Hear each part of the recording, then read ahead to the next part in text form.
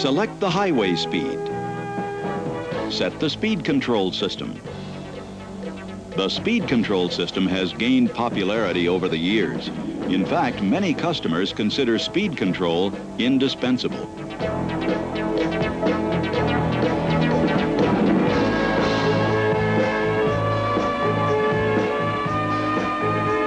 In this month's Master Tech session, you'll see some speed control complaints that would bring your customers in for service. So let's examine the step-by-step diagnostic procedures used for correcting these conditions. Before attempting an under-hood diagnosis, road test the vehicle to confirm your customer's complaint. During the road test, you should look for any condition that would affect the speed control operation. One condition would be poor engine performance. Proper speed control operation depends on good engine performance. Another important factor to check is speedometer operation. The movement of the speedometer needle should work smoothly at all speeds. Any improper needle operation may indicate a faulty speedometer cable, which would impair the operation of the speed control system. Remember, the road test is one of your most important diagnostic tools, so use it to isolate the source of the speed control problem.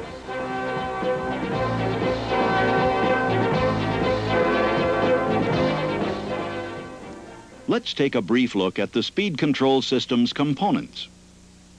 First of all, the heart of the system is the servo assembly. Engine vacuum routed through this vacuum hose acts on a diaphragm located in the servo.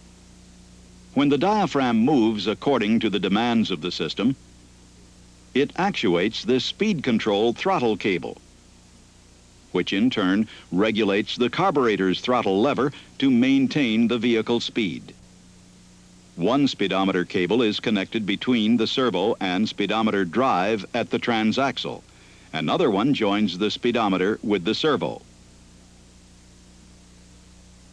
There is a multifunction control lever with switches that electrically activate the speed control system at the servo. There are also two other electrical switches. All vehicles have the combination stop lamp speed control switch at the brake pedal, and vehicles with a manual transaxle also use a clutch switch. This completes the electrical circuit to the servo. These switches deactivate the speed control system when either the brake pedal or clutch pedal is depressed.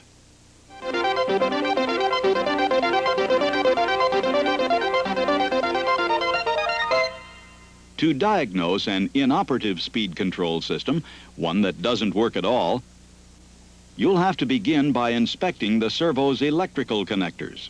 Be sure they're not corroded.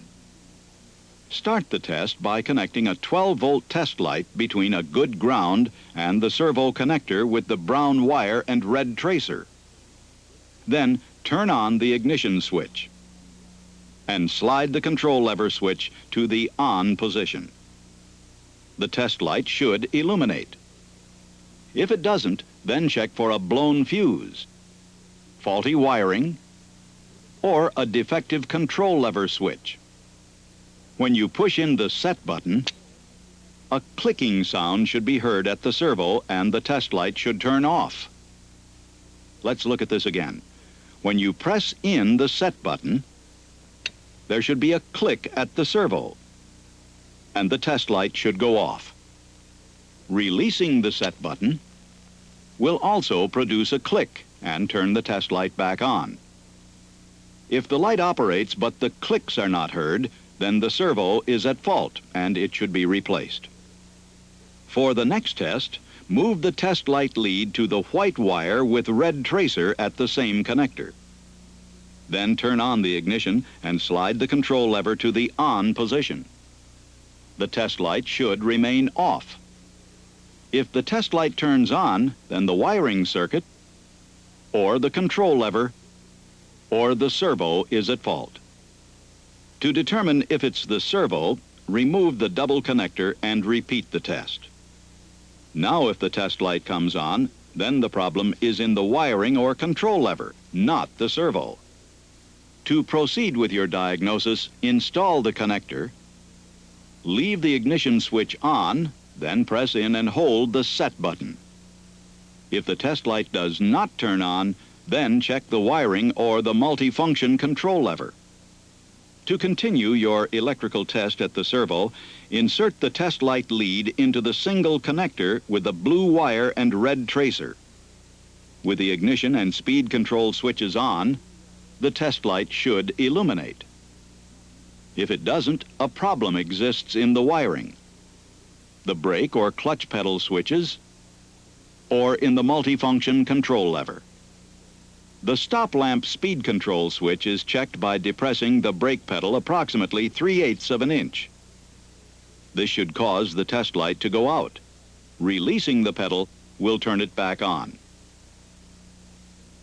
Depressing and releasing the clutch pedal will also cause the light to go off and come back on. The multifunction control lever, clutch switch, stop lamp, and speed control switch can be individually tested according to the procedures in your service manual. To complete your electrical test, check to make sure the servo is properly grounded. The servo is grounded by a wire leading from the servo's mounting bracket to the headlamp ground screw. After finishing your electrical diagnosis, you should check for vacuum at the servo by starting the engine and letting it run at idle until it reaches operating temperature. The vacuum gauge should register at least 10 inches of mercury for the speed control servo to operate properly. If you get a low vacuum reading, inspect the vacuum hose for cuts, splits, or kinks. When you've completed the vacuum test, the next thing to check would be the throttle cable operation. First of all, make sure the cable is secured to the carburetor's throttle lever stud with a snap ring. Then check the other end of the cable to make sure it's properly held to the servo by a hairpin clip. Next, tug on the cable clevis to make sure the core is not broken. Another thing to check for is the clearance between the throttle lever stud and the clevis slot. This is important if a customer complains about a delayed response in the system. To check the clearance, start the engine and let it run until the engine reaches normal operating temperature. The clearance between the end of the slot and the stud should be approximately 1/16 of an inch, using the head of the stud as your gauge. If an adjustment is necessary, loosen the nut at the cable clamp and set the clevis to the proper dimension. Then, tighten the retaining clamp to 45 inch-pounds. After successfully completing the throttle cable inspection, vacuum test, and the electrical diagnosis, you can determine that the servo is the cause of the speed control complaint. So, replace it according to your service manual procedures.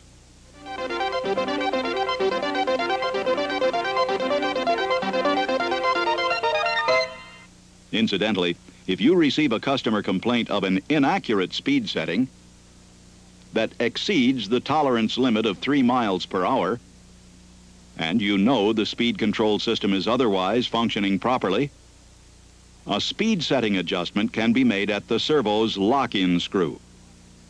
If the lock-in speed setting sags, turn the screw counterclockwise approximately 1/4 turn for every mile per hour below the set speed.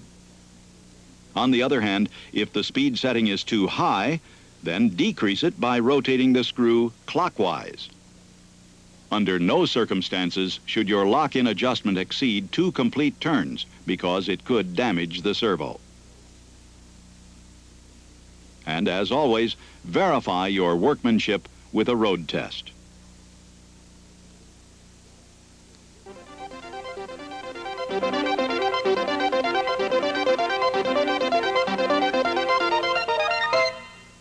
Now let's take a good close look at the import speed control system and its components. The brain of the system is the electronic control module. The instrument panel control switch sends the driver's commands to the module to regulate the speed control electronics.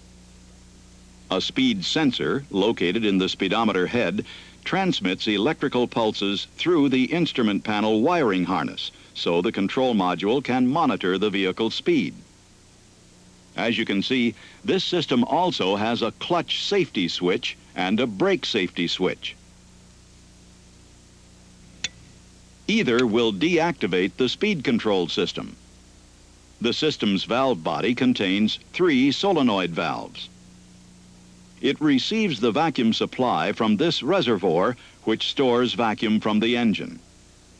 The valve body regulates the amount of vacuum applied to the vacuum motor, which is connected by a bead chain to the accelerator pedal to control the vehicle's speed.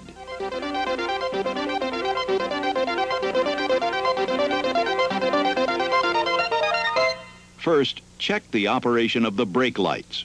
The brake light circuit must be functioning for the import speed control system to work. After checking the brake lights, make sure the vacuum motor bead chain is secure and properly adjusted. Then inspect the system's electrical connectors for a good contact. To test the speed control switch on import pickups, remove the 15-pin connector from the control module. Starting with the black ground wire as pin number 1, each cavity is numbered from 1 through 15, ending with the yellow wire as pin 15. To continue your test, connect a test light between a good ground and pin number 2. Now press the resume button. The test light should come on. To test the set circuit, move the probe to pin number 3 and press the set button to turn on the test light. Continue your control switch test by connecting a jumper wire between pin 10 and 11 and turning the ignition switch to on. Insert the test light probe at either pin 10 or 11 and the test light should illuminate. If it does not, then replace the speed control system's inline 3-amp fuse. Now, with the ignition switch in the on position, connect your probe to pin number 9. Then push the off button to turn on the test light. If the switch fails any of these tests, check the harness to make sure it's okay before you replace the switch. After diagnosing the speed control switch, you can then test the brake safety switch. With the ignition on, insert your test light probe into the 2 cavities at the back of the connector. Both connector terminals should be hot. If only one terminal shows voltage, operate the brake pedal and listen for a click before the pedal's arm meets the stop. If no click is heard, adjust the safety switch by bending its lever, but be careful not to stress the switch's plastic housing. You can test the clutch safety switch in the same manner as the brake switch. But with the ignition off, you'll have to depress the brake pedal to allow current to reach the switch. To diagnose the system's speed sensor, connect one of the leads of your test light to pin number 6 and the other lead to pin 10. Now start the vehicle and put it in gear to slowly rotate the wheels. The test light should intermittently flash on and off. If it doesn't flash and the harness checks okay, then you'll have to replace the speedometer head containing the speed sensor. Your next step in the import pickup speed control diagnosis is the valve body test. With a full buildup of vacuum in the reservoir, Start your test by inserting short sections of solid wire into the connector at the blue wire, the brown wire with a yellow tracer, and the yellow wire. Now connect jumpers from the solid wires to the valve body bracket to complete a good ground. Next, turn the key to the on position, but be sure not to go to the start position. The accelerator pedal should go to the floor and remain there for at least a minute. If this test fails, remove the jumpers and solid wires from the valve body connector and check for continuity at each of the two white wires leading into the connector.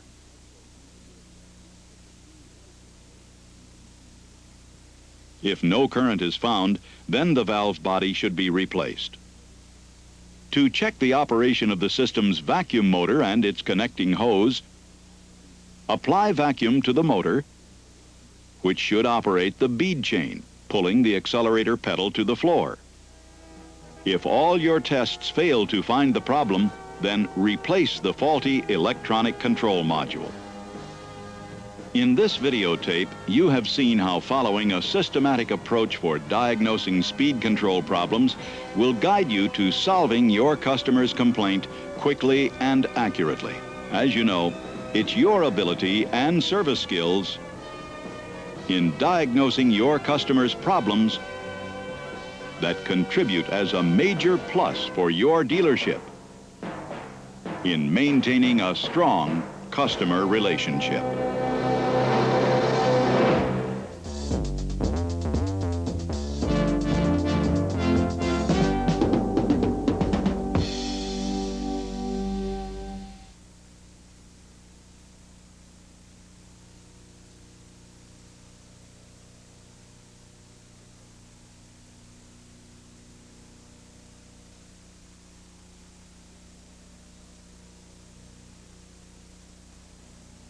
This time, I'm not going to talk about repairs or maintenance. I want to talk to you about you and your job. In fact, that's the whole point. It isn't just a job. You're in the mechanic profession. And we here at Chrysler think it's about time to recognize it as such. The thing that sets a real professional apart from the ordinary guy is his skill. And skill comes from knowledge, ability, and experience in your chosen field. Skill also requires enough training to keep abreast of the latest advances in technology. As sophisticated as today's vehicles have become, being an auto mechanic has advanced to a highly technical profession. There is a need to reinforce the customer's confidence in the skill level of mechanics in our dealerships. And the place to start is with you, the mechanic. To accomplish these objectives, Chrysler Corporation has launched the Mechanic Recognition Program. And you've probably heard something about it already. The program, effective April 1st, 1982, was announced to the dealers by a letter from Mr. Gino Giacondi, our manager of service and parts operations. Enclosed with the letter was a brochure which details the procedures involved and explains how each of you can become eligible for individual recognition and for the annual awards. So I'm taking this opportunity to explain how the program will work and what it can mean to you. This program has been designed to establish and identify levels of proficiency in the mechanic profession, to provide incentives to encourage mechanics to reach those levels, and to enhance the public image of dealerships whose mechanics earn and maintain those levels of distinction. Through this effort, we hope to help you raise your individual skills through increased technical training, appeal to your pride, your feeling of self-esteem, by recognizing the importance of your profession, and to identify and reward those of you who are willing to work at becoming the pros in your trade. The program identifies two different skill levels: the qualified mechanic and the master mechanic. To become a qualified mechanic requires an IASE certification in one category, 16 hours of Chrysler training the past 12 months, and the MTSC Gold Tool Award for the past year. To earn the rank of master mechanic, you will need an IASE certification as a general automobile mechanic. That's 8 specific categories. 16 hours of Chrysler training in each of the past 3 years, and the MTSC Gold Tool Award in each of the past 3 years. Under the provisions of the program, your eligibility for recognition and for awards will be verified by the zone office.